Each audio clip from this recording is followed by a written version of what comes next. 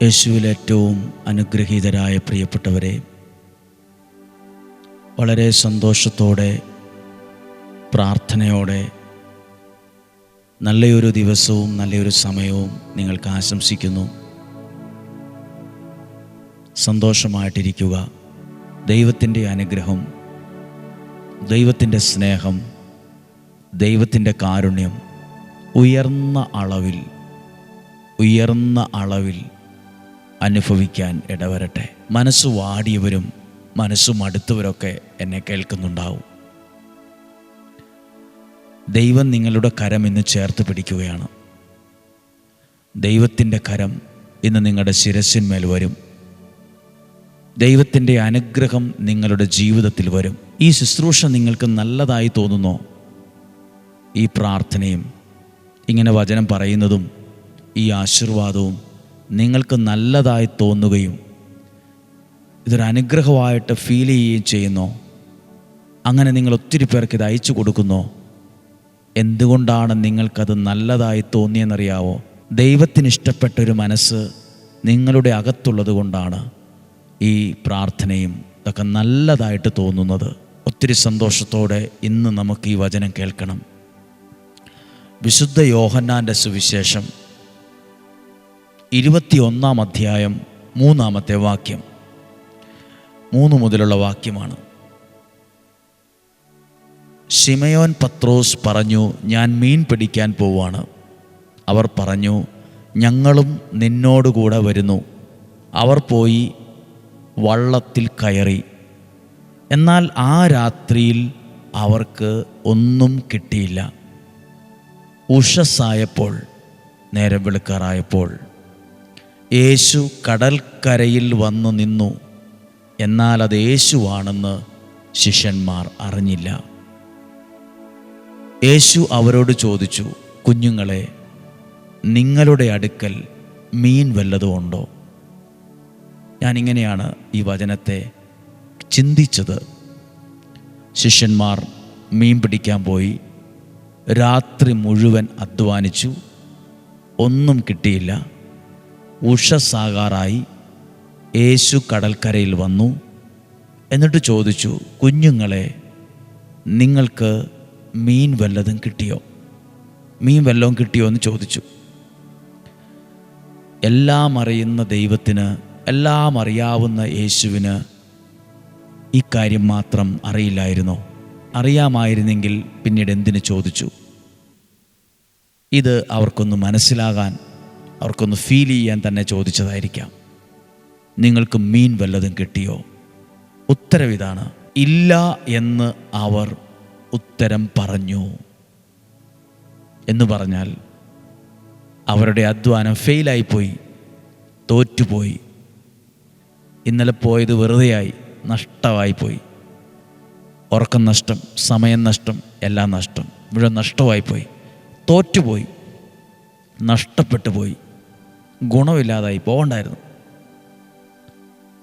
അടുത്ത ഭാഗം, യേശു എന്തു ചെയ്തു? അവൻ പറഞ്ഞു, വള്ളത്തിൻ്റെ വലതുവശത്ത് വലയിടുക, അപ്പോൾ നിങ്ങൾക്ക് കിട്ടും. അവർ വലയിട്ടു. അപ്പോൾ വലയിലകപ്പെട്ട മത്സ്യത്തിൻ്റെ ആധിക്യം നിമിത്തം അത് വലിച്ചു കയറ്റാൻ അവർക്ക് കഴിഞ്ഞില്ല. ഞാനിത് നിങ്ങളോട് പറയുന്നത്, ഈ വചനം ശ്രദ്ധിക്കണം. ഒരാളുടെ വാക്കിൽ ശ്രദ്ധിക്കപ്പെട്ടൊരു വാക്കാണിത്. കടലിൽ അധ്വാനിക്കാൻ പോയി, കടലിൽ തോറ്റുപോയവരെ, അധ്വാനത്തിൽ തോറ്റുപോയവരെ, പ്രതീക്ഷിച്ച് പോയിട്ട് തോറ്റുപോയവരെ കരയിൽ പ്രതീക്ഷയോടെ കാത്തു നിൽക്കുന്ന യേശു. കടലിൽ തോറ്റുപോയവരെ കരയിൽ പ്രാതലൊരുക്കി, ഭക്ഷണമൊരുക്കി കാത്തിരിക്കുന്നു. ജീവിതത്തിൽ തോറ്റുപോയവരാണോ നിങ്ങൾ? നിങ്ങളെ കാത്തിരിക്കുന്നൊരു ദൈവം കരയിലുണ്ട്. ജീവിതത്തിൽ തോറ്റുപോയ ഒരുപാട് പേർ ഈ ആലയത്തിലും വരാറുണ്ട്. പലരും സങ്കടമുള്ള മനസ്സോടെയും കരഞ്ഞു കലങ്ങിയ കണ്ണുകളോടെയൊക്കെ ഇവിടെ കയറി വരാറുണ്ട്. എന്താ വിഷമം, എന്തു പറ്റി എന്നൊക്കെ ചോദിക്കുമ്പോൾ അവർ പറയും, ഒന്നുമില്ല എന്ന് പറഞ്ഞാലും ഒരുപാടുണ്ട്. അവരുടെയൊക്കെ ജീവിതം കേൾക്കുമ്പോൾ അറിയാം, തോറ്റുപോയി, ശിഷ്യന്മാർ പറഞ്ഞതുപോലെ ഒന്നും കിട്ടിയില്ല. കുടുംബം അങ്ങനെ, മക്കളങ്ങനെ, ജീവിത പങ്കാളി ഇങ്ങനെ, സാമ്പത്തികം ഇങ്ങനെ, ആരോഗ്യം ഇങ്ങനെ, എല്ലാ തരത്തിലും. ആദ്യം പറഞ്ഞു തുടങ്ങിയൊരു പ്രാർത്ഥനയിൽ പറഞ്ഞില്ലേ, മനസ്സ് മടുത്തു, മനസ്സ് തളർന്നു, പറ്റുന്നില്ല, മുന്നോട്ട് പോകാൻ പറ്റുന്നില്ല, വഴികൾ അടഞ്ഞതുപോലെ. ജീവിതത്തിൽ തോറ്റവരെന്നെ കേൾക്കുന്നോ? ജീവിതത്തിൽ തോറ്റുപോയവർ, എല്ലാം കൊണ്ടും തോറ്റുപോയെന്ന് തോന്നുന്നവർ, നിങ്ങളെ അപ്പുറത്ത് കാത്തു നിൽക്കുന്ന ഒരു ദൈവമുണ്ട്. എന്തിനാണ് നിങ്ങളെ കാത്തു നിൽക്കുന്നത്? തോറ്റുപോയവരെയൊന്നും, ഒന്നും കിട്ടാത്തവരെയൊന്നും ആരും കാത്തു നിൽക്കാറില്ല. എന്തിലെങ്കിലുമൊക്കെ പോയ ആളുകളില്ലേ, സ്പോർട്സിന് ഓടാനും ചാടാനും ഫുട്ബോൾ കളിക്കാനും ഒക്കെ പോകുന്ന ആളുകൾ, അവരൊക്കെ പോയി ജയിച്ചു വരുമ്പോൾ അവരെ സ്വീകരിക്കാൻ എയർപോർട്ടിലും റെയിൽവേ സ്റ്റേഷനിലൊക്കെ പോയി നിൽക്കും. ജയിച്ച ടീമിനെ സ്വീകരിക്കാൻ, ജയിച്ചു വരുന്നവരെ, നേടി വരുന്നവരെ സ്വീകരിക്കാൻ ആളുകൾ കാത്തു നിൽക്കും. തോറ്റവരെ ആര് കാത്തു നിൽക്കും? ബൈബിളിൽ ഒരു ദൈവമുണ്ട്. നമ്മൾ വിശ്വസിക്കുന്ന യേശുവിൻ്റെ പ്രത്യേകത, ജീവിതത്തിൽ തോറ്റുപോയവരായിരിക്കാം, മടുത്തുപോയവരായിരിക്കാം, നിങ്ങളെ കാത്തിരിക്കുന്ന, പ്രാതലൊരുക്കി നിങ്ങൾക്ക് വേണ്ടതൊക്കെ നൽകാൻ ഒരുക്കി കാത്തിരിക്കുന്നൊരു ദൈവം അപ്പുറത്ത് കരയിലുണ്ട്. കടലിൽ തോറ്റു, ജീവിതത്തിൽ തോറ്റു, ബിസിനസ്സിൽ തോറ്റു, കുടുംബജീവിതത്തിൽ തോറ്റു, ശുശ്രൂഷയിൽ തോറ്റു, സാരമില്ല. ജീവിതത്തിൽ തോറ്റ നിങ്ങളുടെ ജീവിതം വലയിൽ മത്സ്യങ്ങളെ നിറച്ച പോലെ ജീവിതത്തെ നന്മകൾ കൊണ്ട് നിറയ്ക്കാൻ ദൈവത്തിന് പറ്റും. അനുഗ്രഹം കൊണ്ട് നിറയ്ക്കാൻ, സമൃദ്ധി കൊണ്ട് നിറയ്ക്കാൻ, ഐശ്വര്യം കൊണ്ട് നിറയ്ക്കാൻ നല്ലൊരു ജോലി തന്ന്. അവരുടെ വല എങ്ങനെയാണ് നിറച്ചത്? മത്സ്യങ്ങളെ കൊടുത്താണ്. അതുപോലെ കാത്തു നിൽക്കുന്ന ദൈവം തോറ്റുപോയ നിങ്ങൾക്ക് നല്ല ജോലി തന്ന്, നല്ലൊരു ജീവിതം തന്ന്, നല്ലൊരു ബന്ധം തന്ന്, നല്ലൊരു ശുശ്രൂഷ തന്ന്, നല്ലൊരു പ്രാർത്ഥന കിട്ടി, നല്ലൊരു വചനം തന്ന് ഒക്കെ ദൈവം നിങ്ങളെ സമൃദ്ധമായിട്ട് അനുഗ്രഹിക്കാൻ ആഗ്രഹിക്കുന്നുണ്ട്. സമൃദ്ധമായിട്ട് അനുഗ്രഹിക്കും. അടുത്തൊരു ഭാഗം എഴുതിയിട്ടുണ്ട്, 9-ാമത്തെ വാക്യം. കരയ്ക്കിറങ്ങിയപ്പോൾ തീ കൂട്ടിയിരിക്കുന്നതും അതിൽ മീൻ വച്ചിരിക്കുന്നതും അപ്പവും അവർ കണ്ടു. അപ്പോൾ ഈ മീനും അപ്പവും എവിടുന്ന് വന്നു? ഇത് അവർക്ക് വേണ്ടി ദൈവം കൊണ്ടുവന്നതാ. തീ കൂട്ടിയിരിക്കുന്നതും മീനും അപ്പവും അവർ കണ്ടു. അവർക്ക് വേണ്ടി കരുതിയ അപ്പവും മീനുമാണത്.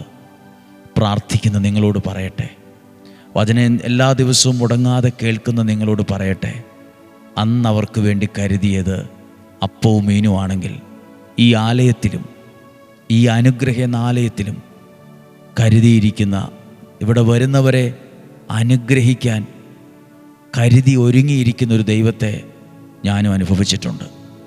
നിങ്ങളിവിടെ വരുമ്പോൾ ആരും വെറും കൈയോടെ തിരിച്ചു പോകേണ്ടി വരില്ല. നിങ്ങളൊരു അനുഗ്രഹത്തോടെ മടങ്ങിപ്പോകും. ചിലതൊക്കെ നിങ്ങൾ കാണും, ദൈവത്തിൻ്റെ പരിപാലനം നിങ്ങൾ കാണും, ദൈവത്തിൻ്റെ ഇടപെടൽ നിങ്ങൾ അനുഭവിക്കും, ദൈവത്തിൻ്റെ സ്നേഹത്തിൻ്റെ അനുഭവം നിങ്ങൾക്കുണ്ടാകും, ദൈവത്തിൻ്റെ കാരുണ്യം നിങ്ങൾ അനുഭവിക്കാൻ തുടങ്ങും. അവർ കണ്ടു തീ കൂട്ടിയിരിക്കുന്നതും അപ്പവും മീനും അവർക്ക് വേണ്ടി കരുതിയത് അവർ കണ്ടു.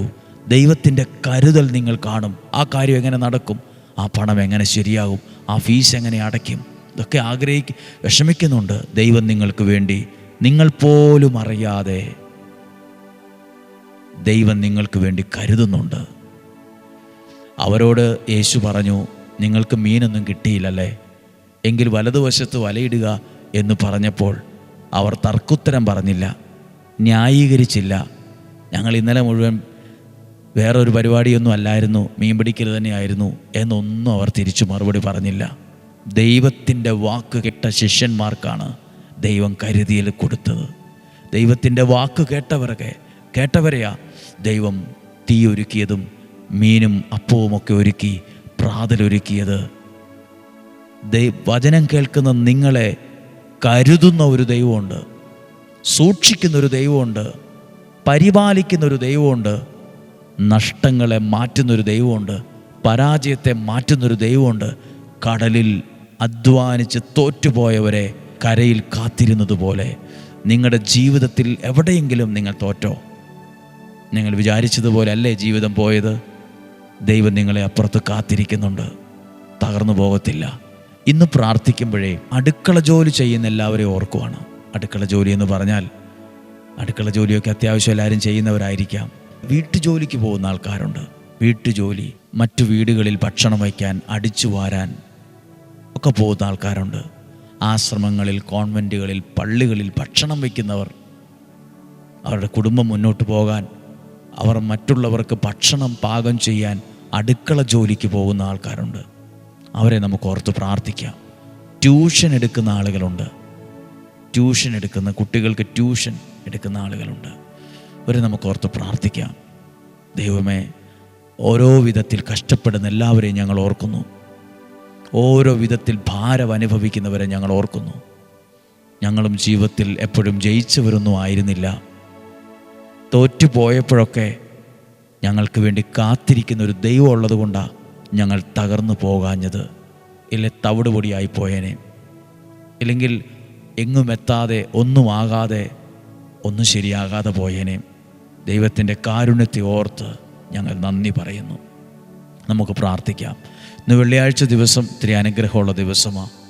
ആദ്യം പറഞ്ഞ വാക്ക് ഒരിക്കൽ കൂടി ആവർത്തിക്കാം. ഉയർന്ന അളവിൽ ദൈവത്തിൻ്റെ സ്നേഹം അനുഭവിക്കാൻ ഇടവരട്ടെ.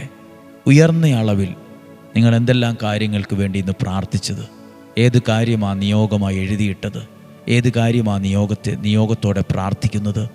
ഇവിടെ ഇരിക്കുന്നവർ, കൽക്കുരിശിൽ എണ്ണ ഒഴിച്ച് പ്രാർത്ഥിക്കുന്നവർ, നിയോഗം എഴുതി കൊടുക്കുന്നവർ, നിയോഗ കൊന്ത ചെല്ലുന്നവർ, നിയോഗ തിരി കത്തിച്ചു പ്രാർത്ഥിക്കുന്നവർ, നിയോഗത്തോടെ ധ്യാനച്ചാപ്പലിൽ മുട്ടിലെഴഞ്ഞ് പ്രാർത്ഥിക്കുന്നവർ, നൊവേനയിൽ പങ്കെടുക്കുന്നവർ, വിശുദ്ധ കുർബാനയിൽ പ്രാർത്ഥന പേര് കൊടുത്തവർ, സകലരെയും ഞങ്ങൾ ഓർക്കുന്നു. എല്ലാവരെയും അനുഗ്രഹിച്ച് പ്രാർത്ഥിക്കുന്നു. ഡെയിലി ബ്ലെസ്സിങ്ങിൽ ലോകത്തിൻ്റെ വിവിധ രാജ്യങ്ങളിൽ, കുടുംബങ്ങളിൽ ഇരുന്ന് വചനം കേൾക്കുന്നവർ, സഭാവ്യത്യാസമില്ലാതെ നിങ്ങൾ ഏത് സഭയായിക്കൊള്ളട്ടെ, നമ്മൾ ദൈവത്തിൻ്റെ മക്കളായി നിന്നാണ് ഈ വചനം കേൾക്കുന്നത്. ഞാനും നിങ്ങളും ദൈവത്തിൻ്റെ മക്കളാണ്, ദൈവത്തിൻ്റെ പ്രിയപ്പെട്ടവരാണ്.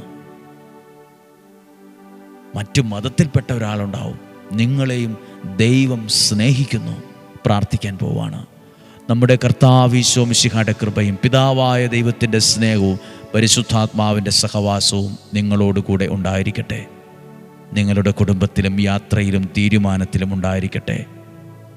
നിങ്ങളുടെ ജോലി മേഖല അനുഗ്രഹമാകട്ടെ, വരുമാന മാർഗങ്ങൾ അനുഗ്രഹമാകട്ടെ, ബിസിനസ് അനുഗ്രഹമാകട്ടെ, കുട്ടികളുടെ പഠനം, ഉപരിപഠനം, ജോലിക്ക് വേണ്ടിയുള്ള ശ്രമം, ഇൻ്റർവ്യൂ എല്ലാം അനുഗ്രഹമാകട്ടെ.